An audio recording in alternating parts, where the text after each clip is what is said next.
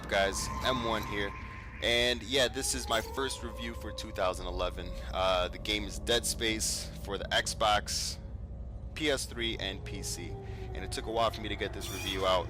I apologize, but I finally got it out just in time for Dead Space 2. That game's right around the corner, and I'm excited for that. So, I'm gonna try to make this fast because I don't have too much video. I kind of fucked up a little bit. All that time working on it, and I ended up. Okay, I'm gonna stop.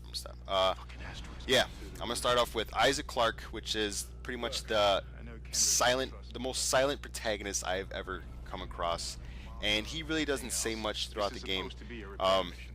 He's an engineer slash system specialist, and his main mission is to just take orders. And I felt like an errand boy the whole time. The whole concept of the game is your team gets a distress signal from a space station, and the space station is called Ishimura, which is the whole is where the whole game takes place. And when you do go there with your team, every turn just gets worse, you know, and you always got to go fix shit. It just felt like it was only you doing stuff. None of your teammates were doing shit, and it just felt like I needed some help. And he sees an old Xbox there and takes out his frustration on it because 360 is where it's at. So yeah, there's other than the fact of me being an errand boy, the objectives are pretty much, you know, point A to point B, and along the way you fight necromorphs, and then necromorphs are pretty much the main type of enemies that you fight throughout the whole game. So yeah, there's that. You do have a well-balanced arsenal. Your tools consist of a stasis, a force pool, and your plasma cutter, or any weapon. The stasis is what temporarily freezes enemies, like you just seen me freeze that guy right there. The force pool is kind of a poor man's version of Jedi powers. Those are just like for small small puzzle-based objectives.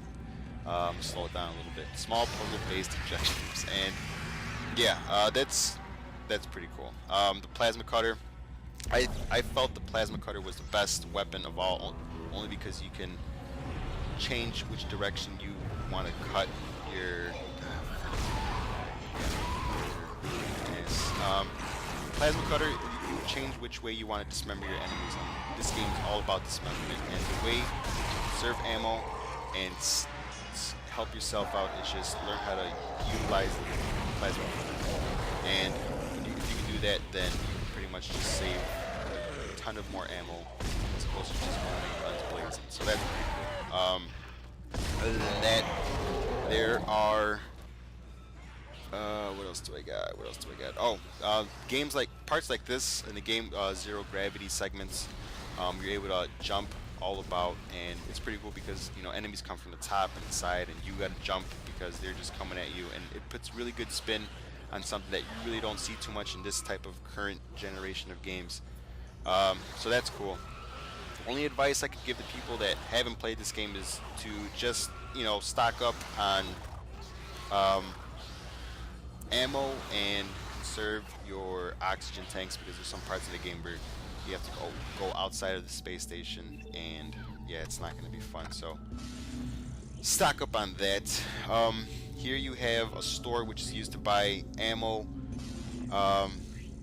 metapacks, and it's also used as an inventory crate, so you can store some stuff in there. You don't have to ever worry about running out of room. The bench you use to upgrade your rig, any weapon that you're using, or the powers that I mentioned. Nodes, you have to find the nodes to upgrade those things. You can't use currency. Nodes are pretty much just like a little bit more upgraded version of currency. They're just used differently.